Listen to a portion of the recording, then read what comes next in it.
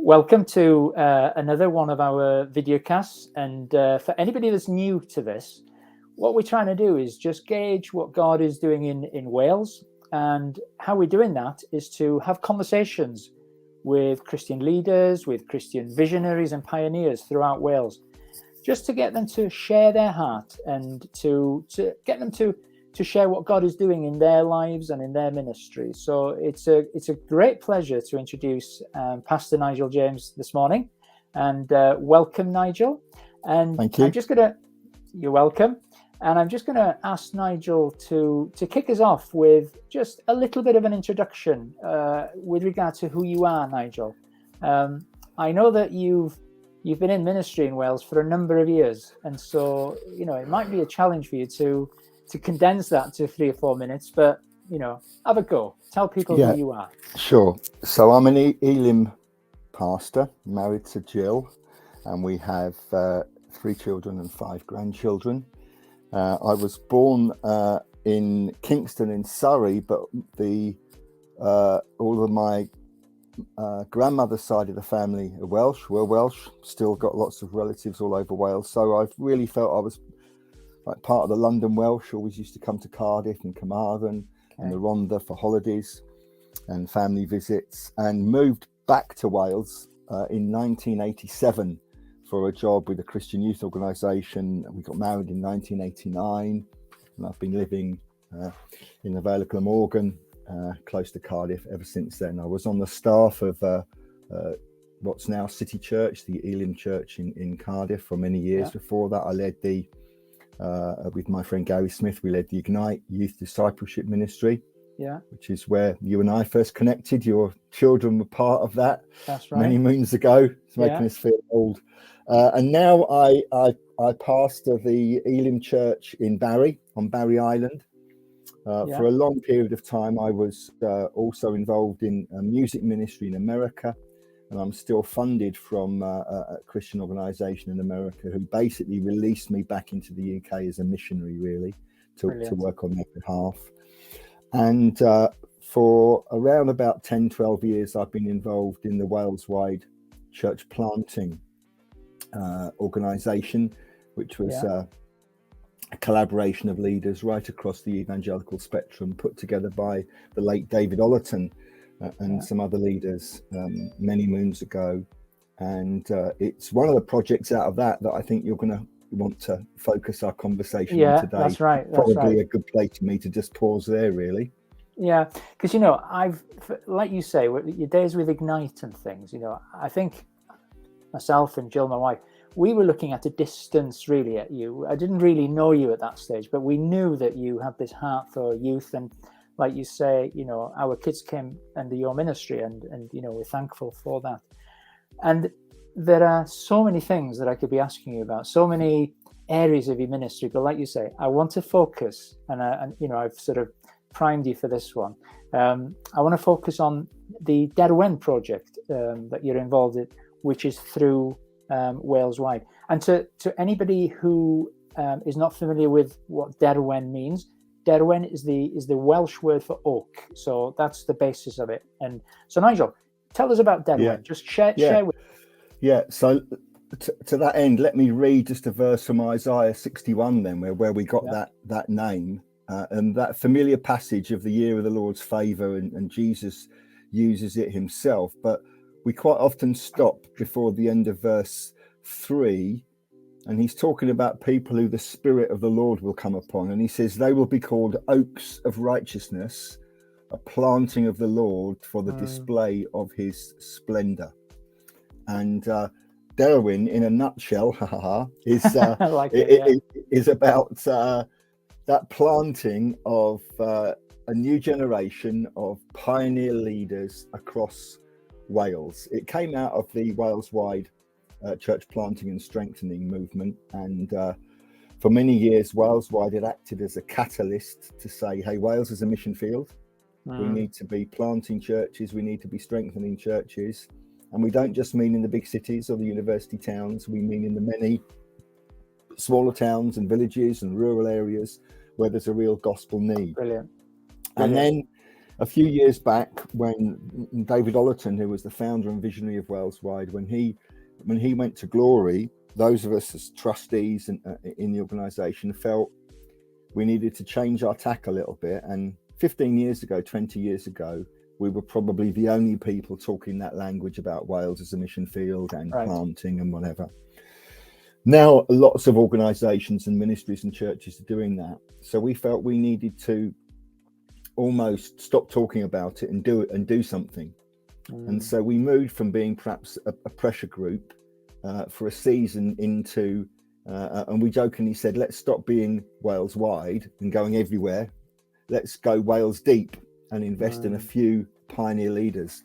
So we set the Derwen Project up really to train and equip. We didn't say church planters, we said pioneers, but inevitably there's going to be some church planters in that. Particularly young men and women, mostly coming from those rural and valley communities, many of whom are Welsh speakers, and to try to train and equip them to be pioneers for the gospel in whatever way they sense God calling them. And so we started Derwen in the first year of lockdown. We must have been mad, but we did.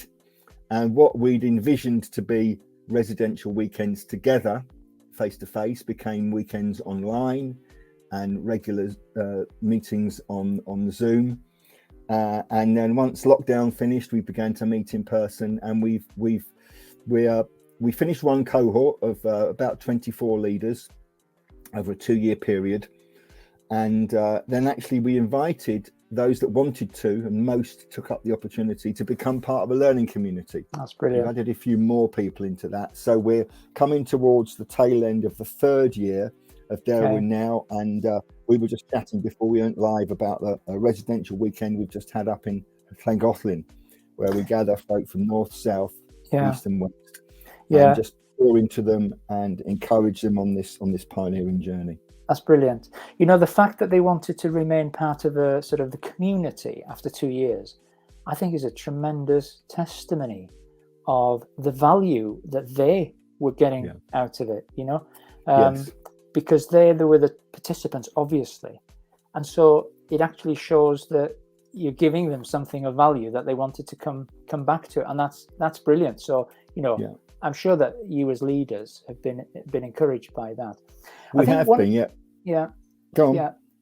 I think one of the things that strikes me about it, that, you know, I've sort of, in the reading that I've done, is that I've been following Wales Wide ever since it started. You know, I can remember in Flames of Fire, David Dry and David Ollerton holding a seminar, and it was just at the germination stage. So I've had an interest in Wales Wide, and then when I heard about this, you know, equipping pioneers through Derwen, really excited me. But one of the things that I've read is that it's not an academic course as such, but that you're developing skills and giftings and helping people sort of hear from God.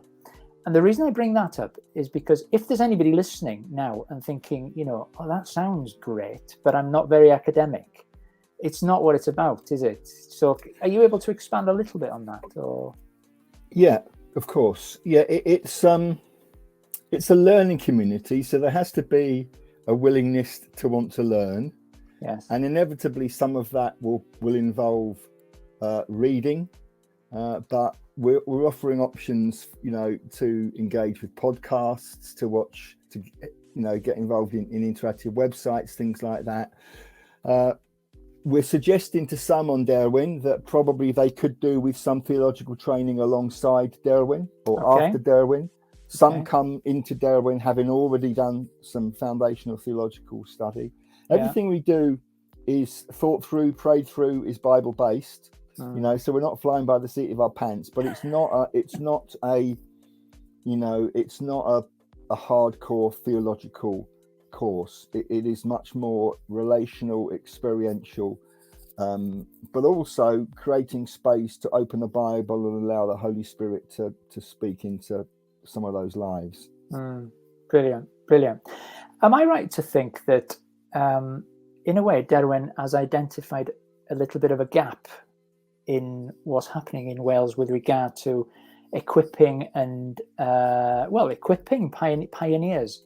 Has there been a little bit of a gap, and that you've identified that and that you've stepped into that? Would I be right to think that? I think so. One of the important things to say is that as Wales-wide trustees were sensing we needed to do this, Andrew Ollerton, who is David's son, Dr. Andrew Ollerton, good friend of mine now, as he came back into Wales, he was also connected with Sold Out Cymru up in Bala, the youth group up there with the Presbyterian College of Bala, and he'd been involved in Sold Out for many years. In fact, I think it might have been his vision. So we had a connection with some younger leaders who were looking to see what God might want to do next, and we had a passion to do something with younger leaders.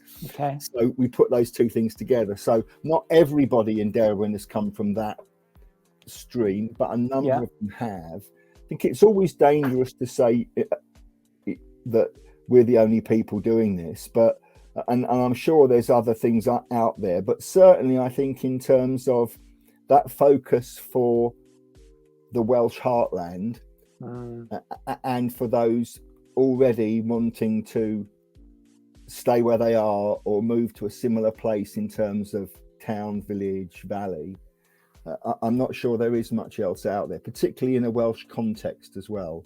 And that's very important. If we were sending if you and I decided tomorrow that we and our wives were going to head off to India as missionaries, we wouldn't go next week. We'd be trained and equipped. We'd do context training. We'd probably do language training. We'd spend a lot of time praying and looking at the culture of the country that we're going to go and serve in.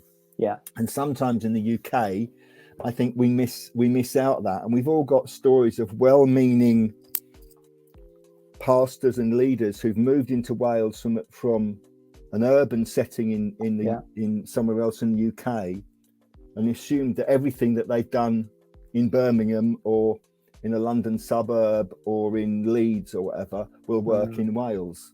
And some of those things may do, but not necessarily all of them. Because Wales is such and you know more about this than I do because of your years with Wales Wide. But Wales is such a diverse country with regard to language and rural areas and urban areas, and so. But even within that, there's a sort of a diversity as well. So, when we teach context, we used to do a Wales-wide context course for leaders coming into Wales or moving to a different place in Wales, and we've touched a little bit on it with the Derwen people of a study. It was done 30 or 40 years ago, but it still holds some relevance. It was a sociological study done for a political group, and it was done by a guy called Balsam, and he talks about the 3 Wales model, where there's 3 Wales or the 3, 1, 2, 3. So East Wales and parts of Pembrokeshire is what he calls British Wales, where they naturally the Welsh language might be weak. They would naturally look east to London. They would be much more British thinking. And then he talks about Welsh Wales, which would be a lot of the rest of the west and the southwest and parts of the north, where their first thinking would be that they're Welsh, not necessarily that they're British. Political leanings might be different, culture might be different in those than from British Wales. British Wales would have lots of incomers perhaps coming in. And then Ivrogan Raig, the Welsh language areas, mid Wales, West Coast, where at North Wales, where Welsh language, Welsh culture, much strong, and perhaps a little bit of an antipathy looking towards London, and then it breaks down in those 3 areas. But the mistake you make, or any of us make, is to think, like you've already said, that everything in Wales is the same, and it's not. We might be a small nation, but there's very distinctive places, and of course different missional styles, different leadership styles need to operate in those different places in Wales. And just listening to you, I'm aware of these different sort of regions in Wales and how the way that you approach them are different. And I think what's going through my mind is in listening to you, it's reinforced to me how you have to hear God on what you're doing in Wales and where you're going in Wales and what your call is in Wales. Because, if you end up in the wrong place, or if you end up in the wrong sort of culture or whatever, it can be an uphill. I'm not saying that you can't have victory, but it's an up that God will place you. If anybody's got a heart for Wales and is thinking about Wales, God will place you where you fit, and we welcome people into Wales, obviously. Absolutely.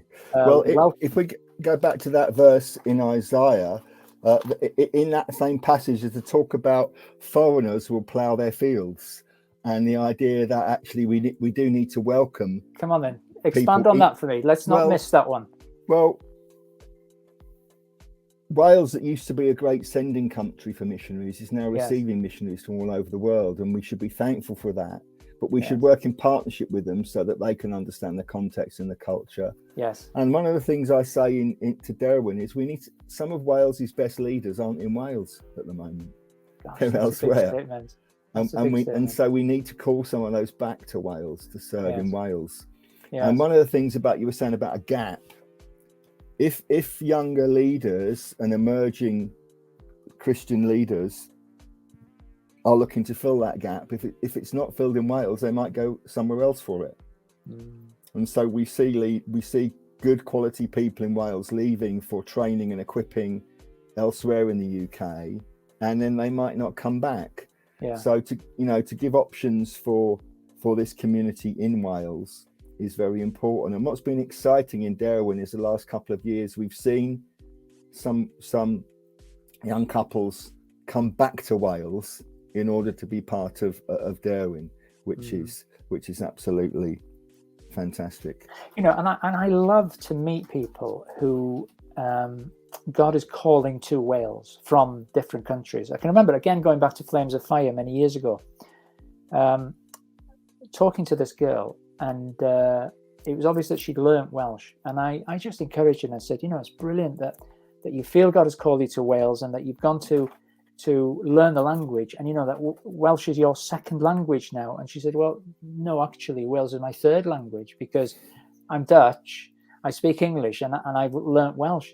So God is laying Wales on the heart of people to come, not just people within Wales, obviously, but like you say, to bring people into Wales. And but there is an emphasis on hear God as to where, and and I know that Wales Wide and Nigel. My cat is just about to invade our meeting. I'm sorry about that. Let's skip you. Sorry about that. And I'm sure that Nigel and the team at Wales Wide can if you want to connect with them, they can help you if you're looking at Wales, and because they've got so much experience between them, and they know the culture, they know the country. It would be a sort of a good connection for anybody who's listening to this, thinking of coming to Wales. And it's Nigel James and Wales Wide Cymru. So, but just going back to Derwen now then, okay? If you say it's a 2-year course, okay, just give us a broad outline of what those 2 years look like, Nigel. Yeah, sure. So in each year, there is 3 residential courses, weekends, where we get together Friday through to a Sunday morning, and those are periods for learning, prayer, worship, personal development. Everybody has a mentor that they're assigned to as well, and after each residential weekend, what we call each wave of learning, so for the moment we're looking at mission in a Welsh context. That's been the wave of learning we're in at the moment. So we'll read books, we'll listen to podcasts. Everybody was set a missional goal, something strategic, and so over the weekend we shared what those were. And some it was about personal evangelism with a friend who wasn't yet a Christian. Others it was about setting up some community event in their town or their village. For others, it was going back and digging deeper into some resources and books and reading. For others, it was sensing that calling of God. So we've got a number in Derwen who are already serving in that pioneer place, and we've got a few who are still waiting for that call from God to step into it. And then we have regional gatherings as well, regional prayer walks. We gather north, south, and west. So it's a fair time commitment. It's not a full time commitment, but it's a fair time commitment. And if people want to find out a little bit more, if they go to CGWW, that's all lowercase, CGWW. So that's Cymru Govan Wales Wide, cgww.org. cgww.org, and you'll see everything about Wales Wide there, but you'll also see all the Derwen material. Just click on the tab that says Derwen. I'll try and put some links. And it'll give you all the information, and it will show you our partners, which are the Baptist Union of Wales, Sold Out Cymru, Wales Wide. Yeah, I'll try and put some links in the description. And so, just to give you an idea of the course content, are sort of what we call waves of learning: faith and the pioneer gift, holiness and self-leadership, reimagining the church. That's good. I like that. Really going back to what did the early church look like, and do we need to reimagine our church in the context now of what the early church used to look like? Mission in a Welsh context, well, saying where we are at the moment. Yeah. Prayer and worship for pioneers, and being empowered and led by the Spirit. Brilliant. And I think we've talked about this. You've shared this with me previously, how not everybody that's part of Derwen comes there with a clear vision of where God is leading them, and they just want that equipping so that they can just, go for it. A lot of people, I think, I'd like you to share a bit more about this. A lot of people are actually just searching and looking, wanting to hear where God is leading them, and they're using this as an opportunity, as a community to do that. That's right, isn't it? Absolutely. I love a little quote or a cliche, and the two that I'm sharing a lot at the moment in Derwen is, Derwen needs to be a group of pioneers, not a group of people who talk about pioneering. Hang on a minute. Let's just let's pause on that one, because that's too good to miss. Say it again, please. Well, Derwen needs to be a group of pioneers, not a group of people who talk about pioneering. Yeah. And we can talk about evangelism and mission till the cows come home, and most of us do that. But what's important is we actually step into the mission field. So we don't want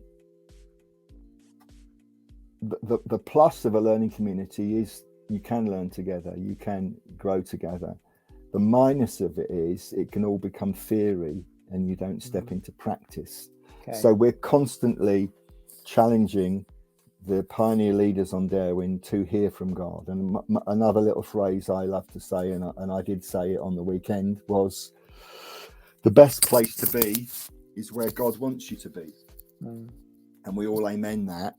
But sometimes it's a challenging journey to discover where it is God wants you to be. And so there are folk on Derwen who are very clear about where they're serving or where they're going to serve. And there are still others who are seeking, they know it's Wales, they know it's going to be gospel centered, they know it's going to be, that they're going to be pioneers, but they don't quite yet know where, when, what, and how. And that's the journey we're hoping them on. And some have come on it and very clear that God's going to call them to be we don't use this phrase, but the senior leader, the pivotal leader, the key person or the key couple. And others are coming on board because they want to serve and they're more likely to be in a team situation. So what's fantastic is we're seeing, a couple have moved to Blaenau Festiniog, and quite early on another couple came to join them. And then at Sold Out Cymru last summer, a young couple who were living in London. She's Welsh speaker, he's not, but they both felt the call of God, not just to come back to Wales, but were inspired by what they'd heard about Blaenau Festiniog. And now, nearly a year later, they bought a house in Blaenau. They're both working in the area. He's learning Welsh, and they're involved in that pioneer work in Blaenau Festiniog. So I think that's the key, that it's not a one size fits all. We're not trying to produce clones. We're trying to make sure that each of those pioneers responds to that unique call of God on their life, and how we can support them in training, equipping, and in ongoing relationship and partnership. Because, like you've just touched on, the call of knowing where God wants you, where He's leading you, it can be challenging, and it can be over a number of years, spread out over a number of years, really. But and I know that you would be in agreement with this, what I can sort of guarantee is that it's worth it. It's worth pressing into. It's worth, spending the time. Lord, where do you want me? And surrendering. It's worth it, because it's like a glove that fits. It's like a shoe that fits comfortably on your foot, on your feet, rather. Absolutely. So yeah. So let's just start to wind this down now, then, Nigel. And how can people encourage you? What can people do to support, Derwen in particular? I know there's ways of supporting Wales wide. Whether that's the same thing, I don't know. What I mean by that is whether the way that people can encourage and support Derwen is the same as Wales wide. But with regard to Derwen, how can people encourage you? How can people support you? What can people do to help you? Prayer would be a vital one. To pray for the pioneers, to pray, just as we've talked about, that they clearly hear from God and end up in a place where God wants them to be. Because when the hardships come, and for any Christian ministry they will come, when the hardships come, if you've done something or gone somewhere just because you thought it was a good idea, that's not going to stand the fire of hardship. But if you're clear that you've been called by God, sometimes that's the only thing that's going to keep you going. Yes. So prayer is very important. If you're listening to this and you're sensing that Derwen might be something for you, or you've got some leaders in your church that might benefit from this, then go to the website, connect with us. If you've got areas of concern, so if you're living in a town or a village and you've got a heart for that village next door or just down the valley, or whatever it might be, and you'd like to talk to us about partnering with some pioneering work in that area, that might be another way. It's not without its cost. Wales Wide has put considerable money into Derwen. The pioneers all pay to be on the course, but we subsidise that. If you think Derwen would be good seed to sow into in Wales, then there would be ways to donate to that on the website as well. Brilliant.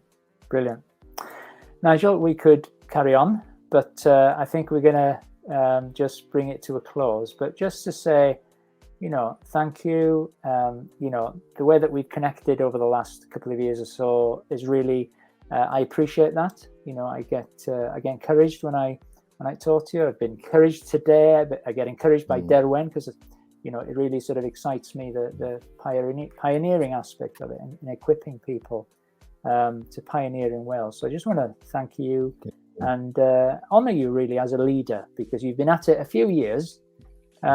You've got a lot to give, and you are giving it. So thank you. Okay. I want to thank you for those.